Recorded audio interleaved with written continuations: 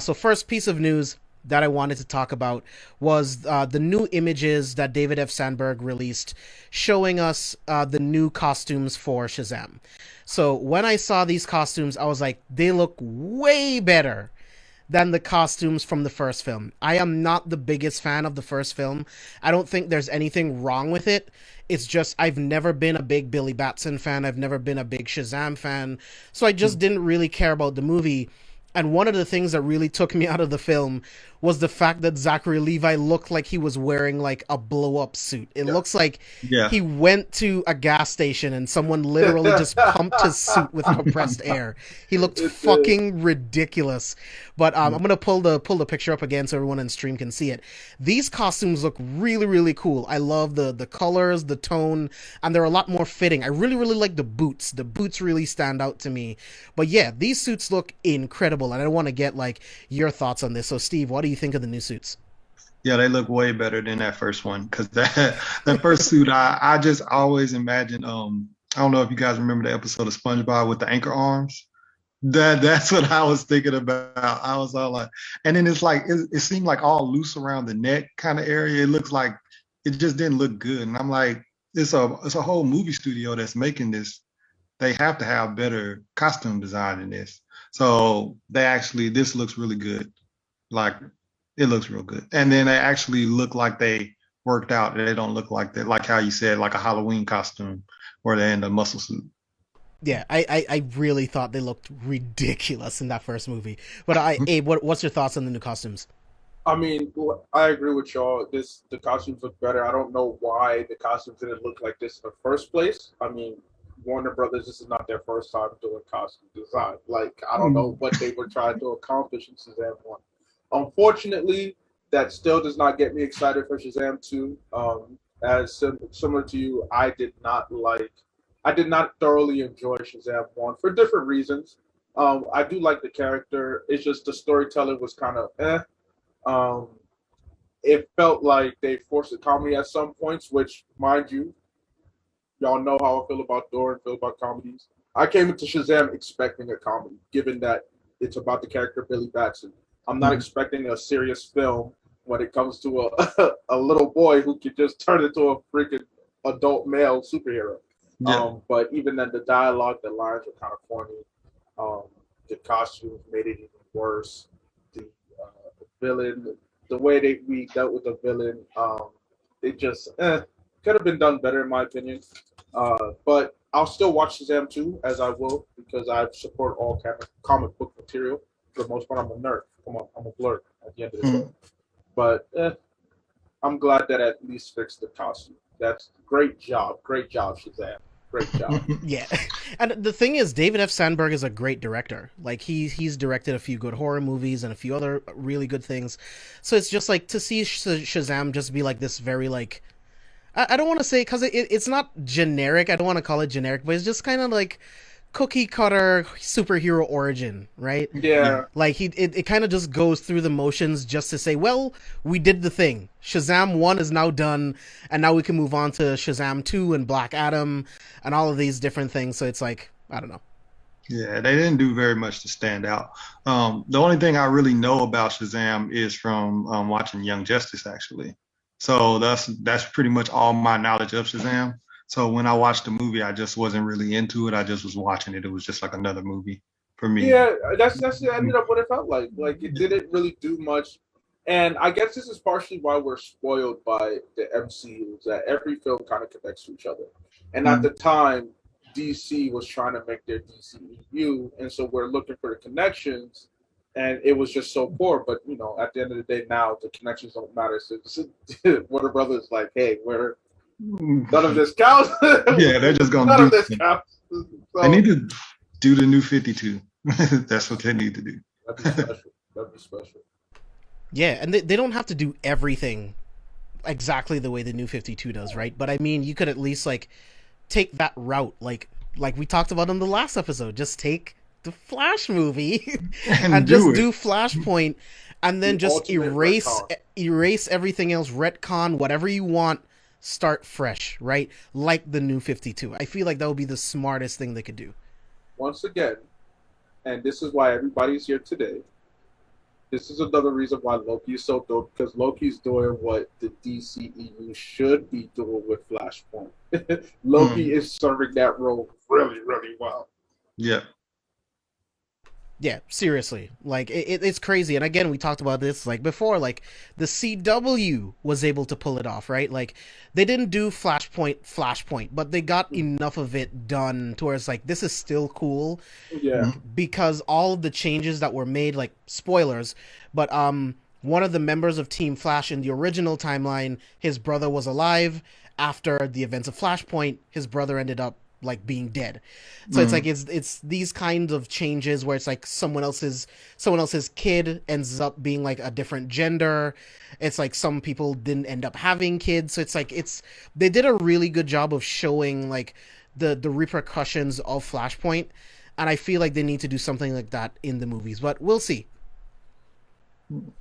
Yeah.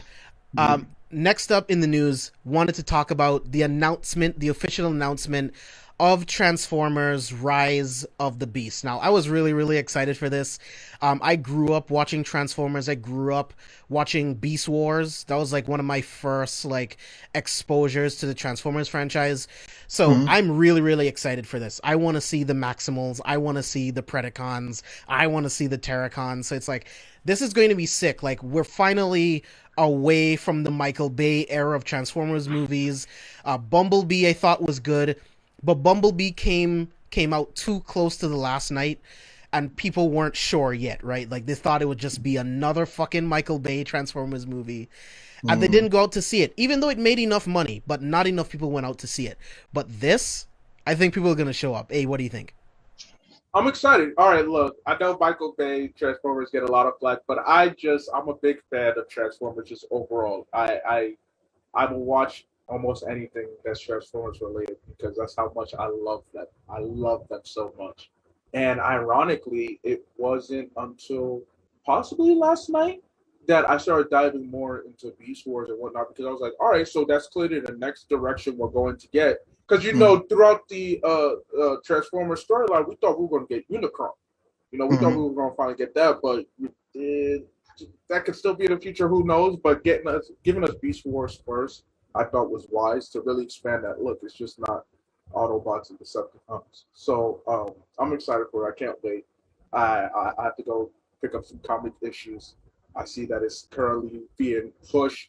So let me hop on that now before prices go up. You feel me? But I'm excited for Transformers Rise for sure. Yeah, so I was really big into Beast Wars as a kid as well. So I'm wondering how they're going to do that storyline, because in Beast Wars, they're the descendants of them or whatever, of Optimus Prime and everything like that. Right. So, but they've already confirmed that Optimus Prime and Bumblebee are going to be in this movie.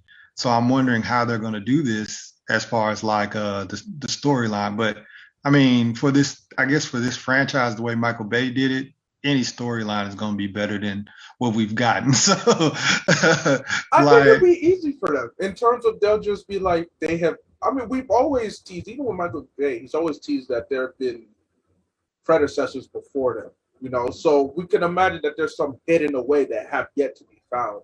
And that's one way you could chance upon them, is an excavation during an archaeological dig. But the Beast Wars are their younger counterparts. Like, so that's what I'm trying to figure. We'll reverse time, Yeah. They don't have to follow the lore, right? So it's like, it would make more sense if they ended up being the predecessors instead of the successors. So, which I feel is what they'll do. I feel like they'll reverse and make the Beast more of the predecessors to the current day Autobots and Decepticons that we get, because it just flows better in terms of like dinosaurs predated all of us anyway. Right. So why not? Yeah. And I'm wondering how they're going to do the size. Cause I'm really excited about this, because like Optimus Prime is huge. Yeah. Where the Beast Wars characters are more so like their animal size. So I'm wondering how they're going to do that size wise. But I'm really excited because I really, really enjoy Beast Wars a lot. I didn't know much about Transformers at all until I started watching Beast Wars. And then when I was telling I used to talk to my cousin about it, and he used to always be like, "Yeah, it's Transformers. You never heard of Transformers?" And I was like, "No." He's like, "They're cars," and I was like, "No, they're animals." And so he's all like, "No, no, no, no." And he had to actually put me on that as a kid that this was like a part two or a sequel to what's already been going on. So I actually didn't have any idea. So my only thing I know, well, I knew at the time was Beast Wars. So I'm really excited for Beast Wars.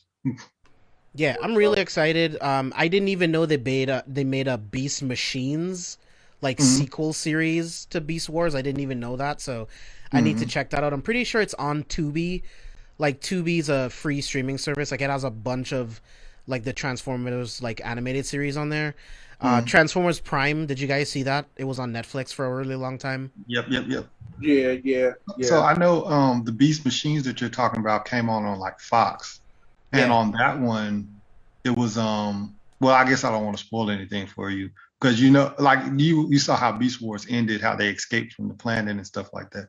Okay, so the first episode, it'll be a spoiler if I told you who makes it and who doesn't and stuff like that. But it's like it's a smaller cast on Beast Machines than it is on Beast Wars.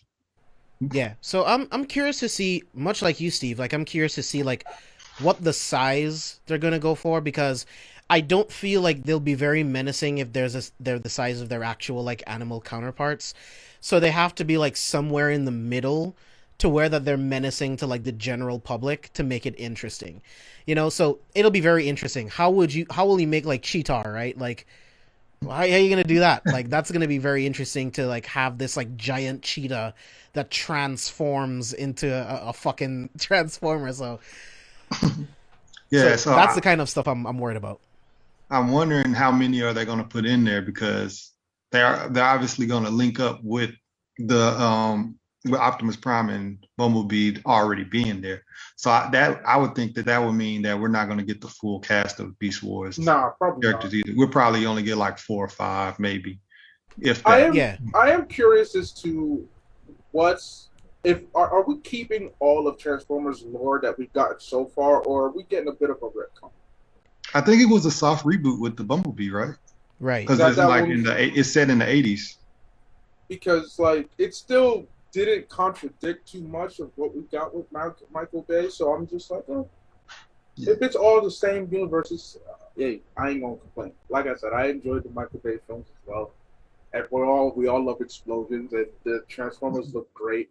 My only bone that I have with the entire series is what they did to Ironhide. Ironhide did not need to be taken out. That was my favorite Transformer. So Michael Bay, that's the only thing I have against you right now. But otherwise, thank you. See, I don't think Michael Bay's funny. So none of the humor works for me in those movies. The fact that Michael Bay thought that it would be funny to put balls on a transformer, that's fucking stupid to me. Stupid. And then have an actor literally deliver the line, "I'm directly beneath enemy scrotum." Like Yeah. what? And then like how he overly sexualizes like teenage girls. It's like it's not necessary. Like Yeah. it's these types There of was a lot of things in his slow-mo movies. shots. For Yeah. what, dude? For what? A lot of slow-mo Like we shots care, like I of care about Megan what Fox Megan and Fox is yeah, doing. like I honestly did it. But I did love the designs of a good number of the Transformers of the Autobots. Oh hell yeah, Megatron, bro! Yeah. What? Yeah, Megatron was dope. Starscream was dope too. Starscream was Mind you, very dope. hey, using that Linkin Park song while I mean there was some jazz. There was some really dope moments. There was moments where I actually cried. I was like, damn, they took my man Optimus. And there was times where I got hyped in the movie theater, like, hey, we about to whoop some ass tonight. What's good? What's one good? of my Let's favorite go. moments from the Transformers movies, and it's not even like a movie that I like. It's in Revenge of the Fallen, where Optimus rips out the spark of the Fallen. It's Yeah. the score, Oh, the yeah. dialogue. I Oh rise, yeah. Oh, you yeah. fall. I was like, oh god, Peter So Cullen. yeah, yo, Michael Bay, you had gems in that joke. There was some Yeah. stuff that overall people don't like, but you still had some memorable moments, and I appreciate those memorable moments. Yeah, and you get some of the greatest speeches from Optimus Prime. I don't think you get I don't think you get speeches like that from Dialogue was ideal. anyone. Yeah. So I will say that. And like I said, I enjoyed the first Transformers movies, but I didn't enjoy the second in the Dark Side of the Moon. And then I didn't like the Mark Wahlberg joint either. That's yeah. the worst one. Yeah. The Last Night is the worst one by far. Yeah, I didn't like any of it. Was that the one with Transformium? Yeah. Jesus. It was bad. They tried to do Galvatron. Yeah, Bumblebee was decent though. I enjoyed Bumblebee, but it was just like everything else had left such a bad taste in people's mouth that Bumblebee didn't get the love that it deserved or whatever. But I like that it was set in the kind of like the 80s and it gave that older thing. So I'm guessing they're trying to make it like a prequel is what they were going to try to do or whatever. But for this Beast Wars movie, they're going to do, if that's going to go into that 80s style or whatever, or the 90s, it's still going to technically be a prequel to the new Transformers that's coming out. So I'm wondering how they're going to do that and everything like that. But it's not bad. I'm hoping it's going to be good. Yeah, me too. But being honest, I will temper my expectations. Like, the only Transformers movie that I like is the first one. Yeah. I think Revenge of the Fallen is not a good movie at all. It has great moments, great singular moments, but that's not enough for me to watch a 2.5-hour movie, right? Same thing with Dark of the Moon. Just the premise of Dark of the Moon, with the fact that, yeah, the reason why we went to the moon in the first place is because we discovered that a ship landed on the moon and we needed to discover it before anyone else. So that twist on like actual reality, that was dope as fuck, right? Yeah. The fact that like this very important part from that ship was kept at Chernobyl, which is what caused the plant to overload, which caused the whole thing. These twists on history, it's what's cool, right?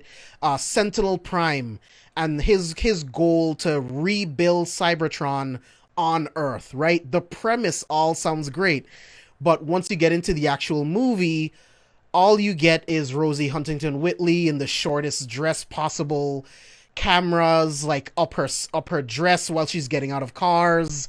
And then they killed Ironhide. And then they killed Ironhide. Like, I hated that scene where King John is in the bathroom stall hiding. Deep wang. Yeah, and then he finally, when the Decepticon busts through the bathroom, he's all doing this little thing with, and like, come on. I'm like, oh, why did you do this? It just was cheesy. So I did like the introduction to like kind of like the motorcycles or whatever. I thought that was cool, but for the most part, I did not like the Dark Side of the Moon. Yeah. Hey, but we won't get in another Battle of Chicago again. That Battle of Chicago was fire. It was pretty. This is why Tyrese, Tyrese, what you're going through in your personal life right now, you're going out low-key sad. But I appreciate you and Josh Duhamel in the Transformers series, the franchise. I mean, Josh Duhamel, I've always been a fan of since Las Vegas. And then he's married to Fergie, who I used to have a crush on back in the day when Black Eyed Peas was fun to watch. Tyrese, you were in this and the Fast and Furious franchise at the same time, and I was just so happy for you, so supportive. You made one of my favorite songs, Sweet Lady. Unfortunately, everybody that I named is going outside in some way. Josh Duhamel got back to the superhero game, and then they axed Dupre's legacy. Maybe we'll see him again in another Miller project, but it is what it is, right? Yeah. Yeah, man, but I would actually kind of like to do a Transformers episode. I think that would be pretty fun. Hey, yo, when we were talking about it, I was like, you know what, I might just go start from the beginning and go through it all again. So I'm down. Yeah, I'm down. We definitely would have to talk about Beast Wars. Oh yeah. So next up on the news, because I want to keep it going so that we can get to Loki. But next up on the news, this one is a quick one. So Zack Snyder came out on Twitter, and on I think it's Vero. It's called. It's a social media app, Vero. He came out and announced that the 4K Blu-ray for Zack Snyder's Justice League will be released on September 7th. I am beyond excited about this. Zack Snyder's Justice League is an absolute fucking masterpiece. It is easily the best movie in the DCEU.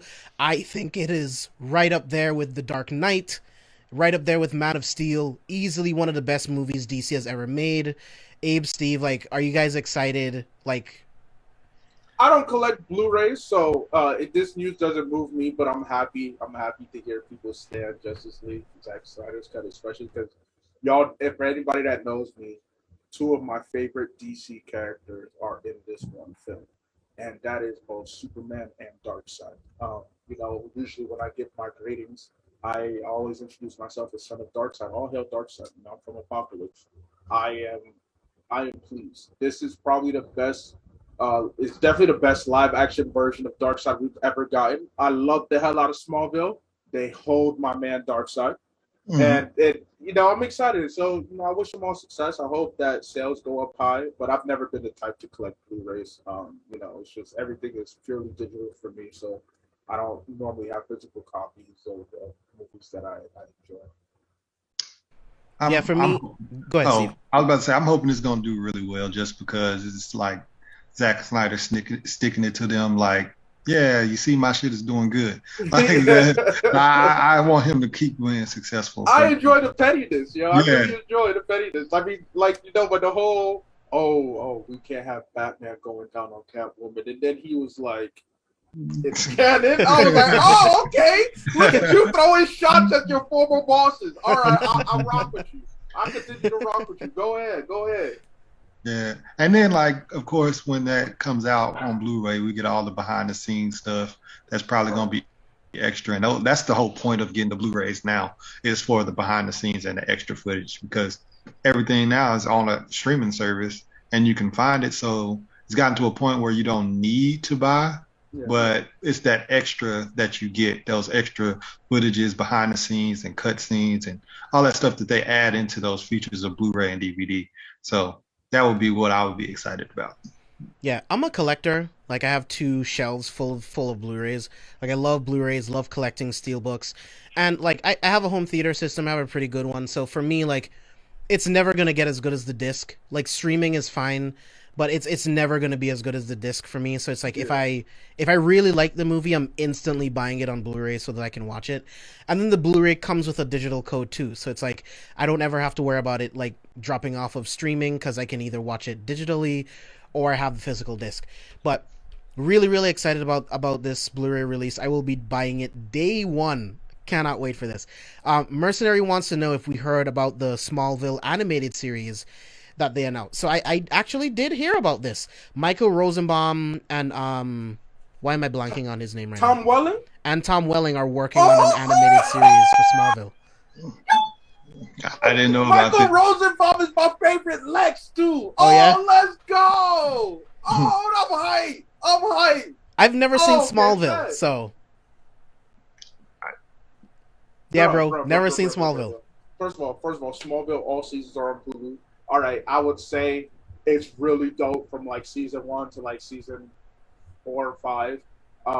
By season 10, we don't discuss the final season. Regardless, it is honestly one of the better. It was just, I always said it. It's what Gotham wanted to be, in terms of providing that in between years leading up to when they fully take on the mantle and assume their title of Superman, or in the case of Gotham, Batman. Done a really good job of really fleshing out the relationship between Lex and Clark. I mean, in this version, Clark's origin story is responsible to kind of why Lex looks like Lex, but then they kind of grew up together. Although Lex is significantly older. I think Lex is in college by the time we start off with Clark in high school, right? And just the bond between the two, you see that kind of brotherly bond that eventually breaks away. But how they developed it made sense. It made sense why Lex and Clark hate each other. I enjoyed it. Saying that they went from best friends to basically enemies. You see the growth of this trust. And it also did a great job of looking at who Lex is. We even have a President Lex sequence that's in one of the seasons. It looked really dope. And just seeing Lex actually, tried his best to be good, but at the end of the day, Lex is Lex. He's a manipulator. He's always a schemer. He never really trusts anybody. And we see his descent into the Lex that we all know and love today. And so I was a big fan of Smallville. There were some qualms, of course. They couldn't bring in Bruce Wayne, so they gave us a Adam Knight, which wasn't Bruce Wayne and had relations to the Batman storyline. But we got Cyborg, we got Oliver Queen, we had Impulse. It was really cute. It was really fun, and I enjoyed it. It's one of my favorite shows ever. I've rewatched it a couple of times. And you've never seen it? Oh yeah, I'm gonna need you to watch Smallville. Me neither. I've never seen it either. All right, it's on Hulu.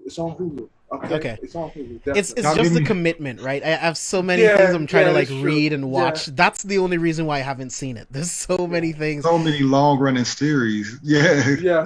I'm trying to catch up on Supernatural right now. Like we're 8 seasons behind, and then the drama, bro. So I don't know if you heard.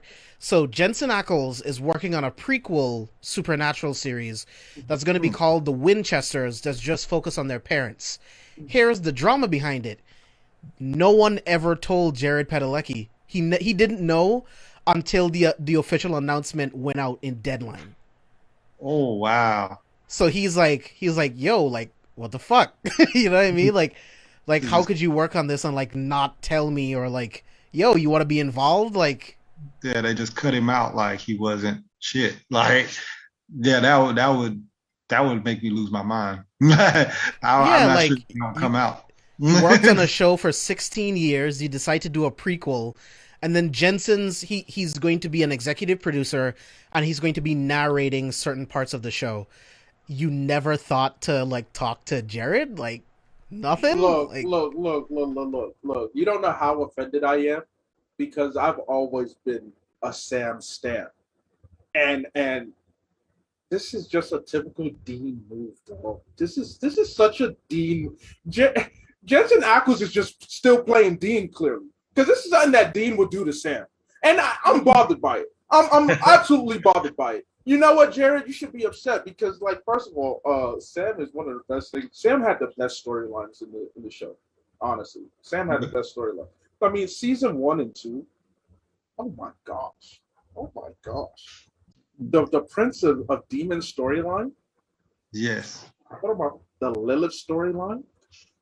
Lilith was the Michael and Lucifer story. I have seen that. Yes, really good. Yeah, I got all the way to season 9. I'm at season 9 right now. And one thing a show does really well with heroes is the people around them that are constantly dying and making sacrifices so that they can stay alive. It's just that survivor's guilt, right? Like that constant feeling of shit. Well, everyone that I know and love are dead, and it's because they want to protect me, so that I can continue the mission. And for the most part, we end up seeing those characters later. You know, the ones that didn't die, we see like, oh, how were they affected, or you know, what happened to them following their experience. And I enjoyed that because it made you seem like, hey, like there are consequences. You know, that's one of the things. There are always consequences for stuff like this. And Supernatural does a great job of showing like what the consequences are for getting involved with the Winchester. What the consequences are when you, as a human being that's oblivious to all things supernatural, find out that there are things that actually go bump in the night. How does one react to that? We've had some great storylines with that, and oh my goodness, it's like a fanboy Supernatural all the time. I mean, don't make me try to do a Supernatural podcast where we review every episode. Like that's about 300. Yo, when I'm done, right there.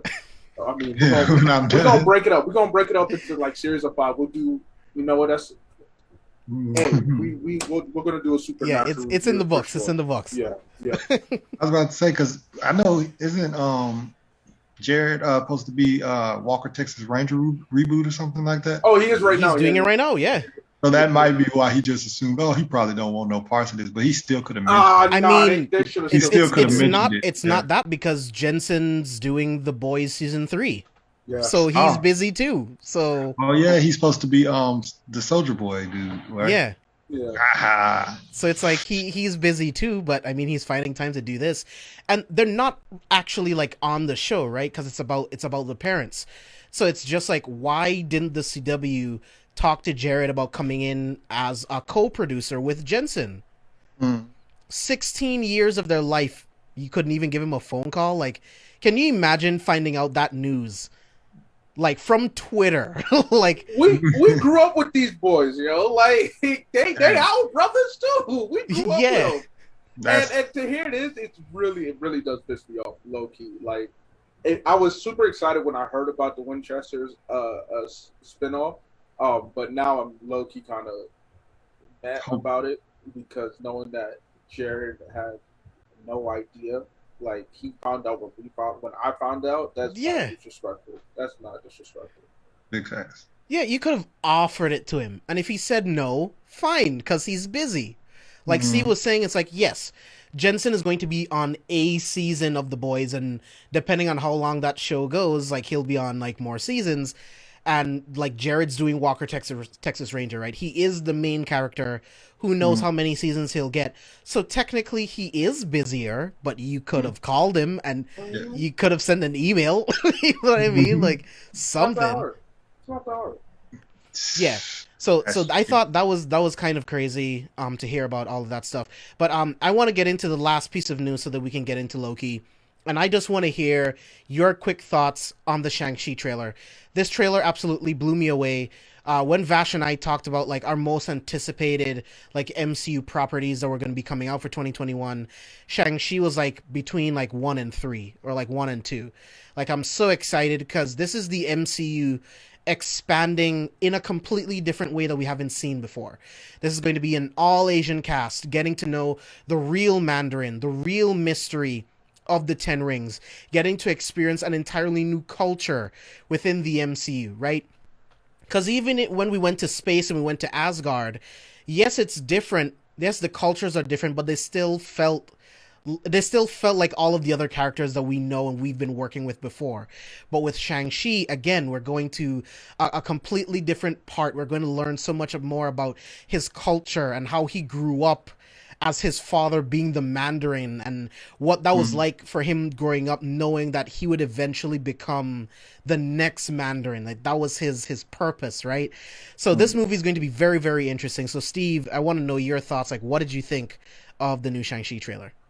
I thought it was really, really good, especially because I had just watched not too long ago. I watched Warrior on HBO Max, so now I'm starting to get into like kung fu stuff and things like that. So it kind of gave me that same kind of like culture and the things like that. So I'm like excited to dive into that because I don't know anything about Shang-Chi. Like I haven't read any comics or anything like that. So I'm going in blindly.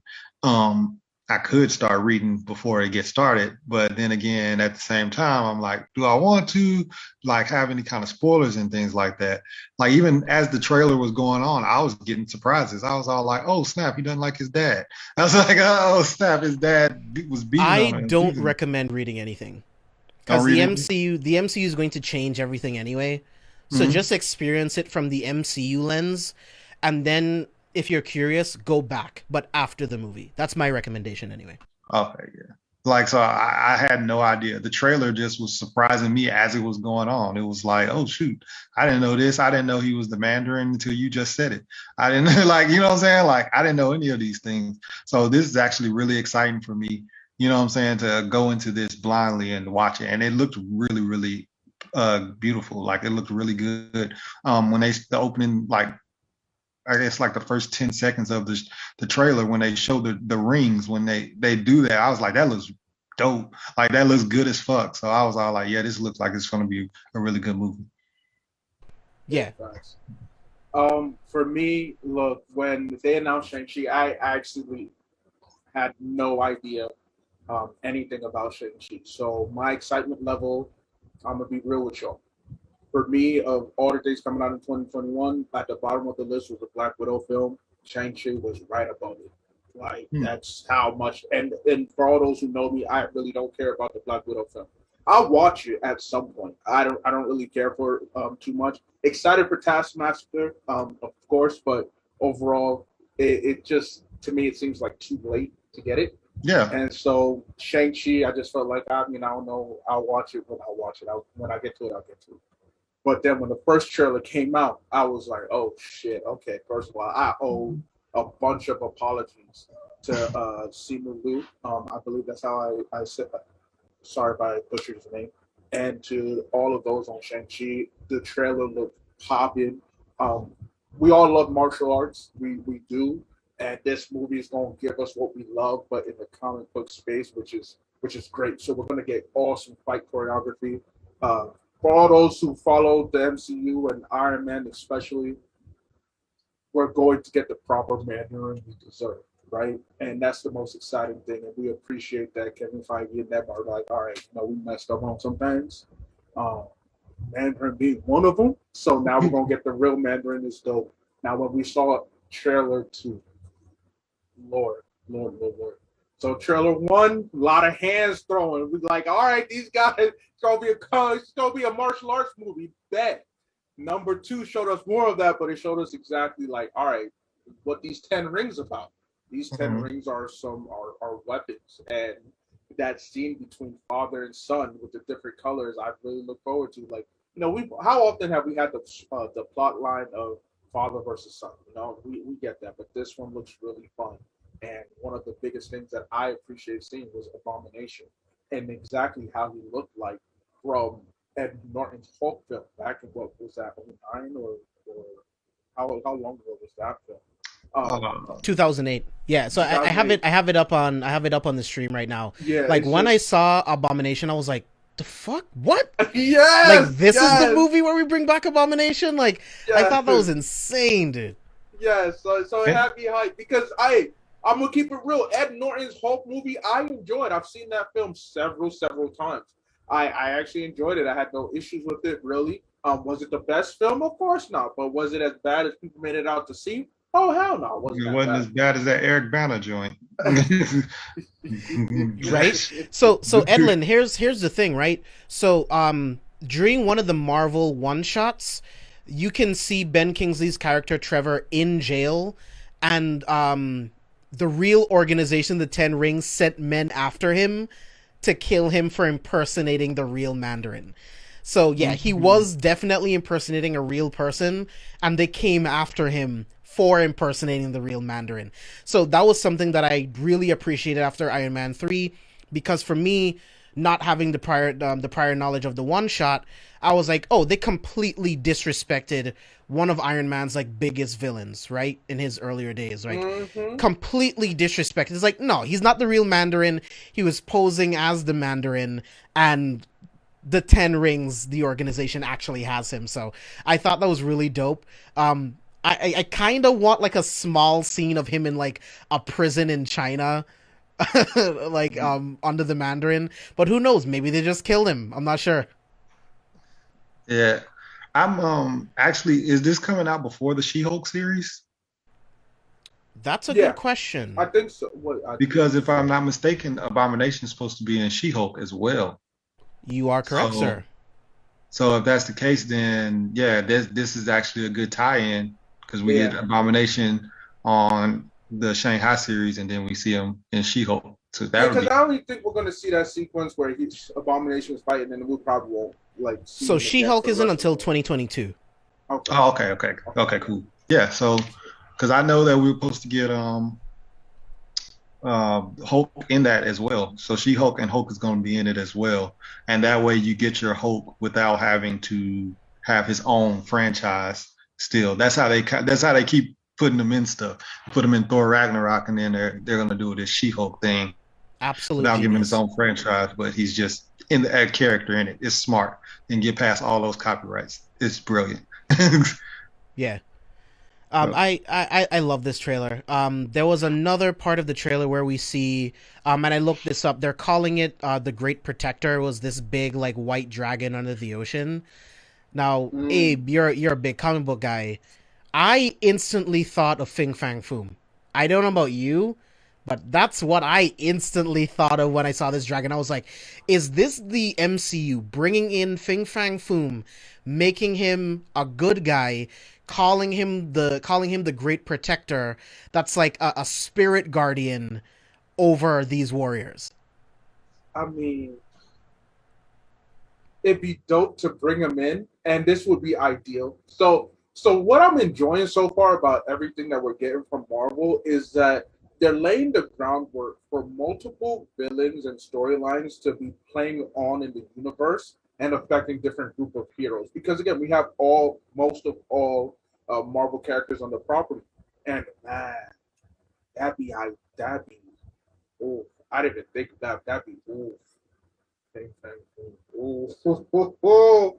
As long as they end up turning him into a bad guy. As long as they end up having him have this small. Why does he have to be a bad guy? I don't accept. He likes villains. Good. I mean, I do too, but yeah, I mean that's the name of the show. But villain. I feel like this would be like the perfect moment for the MCU to take that character and make him cooler, like a spirit beast, or something like that. Because it's kind of too wild to just have a random dragon that just appear on Earth. Like, hold on, what? Like, right? Like, where did you come from? Hold on. Let's have him be a spirit beast if anything. So I feel it. Yeah, but like you guys already alluded to, but that scene where we get to see Shang-Chi against his father, the Mandarin, we already know that's the third act fight. That's the last thing that we're going to see as far as a fight goes in the movie. And man, like just the visuals, the color palette, you get the parallel of when he was a kid and his father was telling him, like, if you want to be able to use the 10 rings, you have to like follow my path and do all of these different things, which is pretty much why he sends like a bunch of ninjas after his own son. He's like, I told him they wouldn't be able to kill you. I'm glad to see you here, son. It's like, this dude is clearly like fucked in the head. So it's like, it's good to see him, someone who walked away from that responsibility when he realized what his father truly was, and him accepting who he is to take on that mantle, but to change what it means, right? Look. The father did what's best for his son. Look at him now. Now he could kick anybody's ass. You feel me? Now he can actually be useful in the MCU. Because if he could be taken out by them ninjas, he was going to hang with the crew. Now he can hang. Hey, his father was looking out for his well-being. Mandarin, we appreciate you. He did it for the better good. Hey, by any means necessary. That's the motto. So, other question for you. Looking back at this image at Abomination, do we think that this is Wong from Doctor Strange? Now, I don't want to be racist and just be like, oh, it's a heavier set Asian guy. It has to be Wong, right? So it's like, I think it would be cool to bring Wong into Shang-Chi, right? So what did you guys think about this? When people mentioned it, I was thinking like, hey, I feel like the actor for Wong deserves as much screen time as they can get, and he, thanks to the first Doctor Strange movie, he's part of the MCU. Like in terms of he's part of the family, we want to see more of it. Kind of like how Happy was for Iron Man. We enjoyed Happy's role, and we enjoyed seeing him in Spider-Man and playing such a bigger role there. Even if Wong only has a few minutes here, let us know what he's doing, in the MCU. I would like to know what he's up to. He's cage fighting? I bet. How he end up there, you're going to let us know? If you don't, we'll find out at some point. So if it is Wong, dope. If it's not, all right. But at least we further iterate that there are other sorcerers out there, because let's be real. The only sorcerers we really got to know was Wong, was Doctor Strange. We, of course, had those that entered in the big fight of Endgame and whatnot. But now to know, like, hey, there are sorcerers that might be involved in other stuff outside of what we've seen them as, I appreciate that. So if it's Wong or not, hey, it's a win regardless. Yeah. If it's Wong, I'll definitely like it because of the fact that he's one of those characters that they put in like in each of the movies that people enjoy. So like you had the agent when that was with Samuel L. Jackson. That was getting the Avengers basically assembled together. Then you have an Ant-Man. I can't remember his name right now, but the Hispanic guy that's telling the story and stuff like Luis. Yeah. So you got him, and then in Spider-Man, you got his best friend. So each one of these movies have one of those characters that the fan base just falls in love with. So if Wong is in this, I'm going to be excited about it just because he's one of those characters that kind of just always ties it all together, and it gives you that lovable character from each one of the things like that. So I'll like it if it's Wong. I'll definitely appreciate that. I really hope it's him too, and also just to have like he can be that connective tissue to Shang-Chi being connected to the rest of the MCU, because I expect to see things in this film that we've never seen before in the MCU. Yeah. So to see someone familiar and again seeing Abomination, it just further like envelops you into the MCU, and it's like, yo, don't forget Shang-Chi it's all wrapped up in here, like it's all part of the same thing. So I am very, very excited for Shang-Chi. Unlike you, Abe, I'm actually very excited for Black Widow. I do feel in a way it is kind of too little too late, but it's like, you know what? I'm glad that we're getting it and not getting a Black Widow movie at all. Right? Because at least Hawkeye is getting a series. Wanda and Vision got a series. Falcon and Winter Soldier got a series. All of the other main characters have their own movies. So it's like, for me, like for Black Widow to finally get her own movie, and this is like the comics, you know what I mean? Like you have the main timeline, and then sometimes you just jump to different time periods, tell a quick story that's only like 6 issues, and then you move on, right? So that's how I'm seeing Black Widow. Part of me is holding out and thinking that there might be a major plot twist that will have people go like, oh shit, like, okay. I think Yelena's going to be the next Black Widow. I think she's going to be the next Black Widow for the new Avengers. Which would be dope, you know, because Black Widow does play a significant role, and they built her up a lot lately, the MCU, to just kind of move on from her permanently. I don't think it would be fair to the character, because Black Widow has inspired a good amount of the comic fan base to really dive in and to commit to the MCU. But like I said, I'll watch it when I get to it.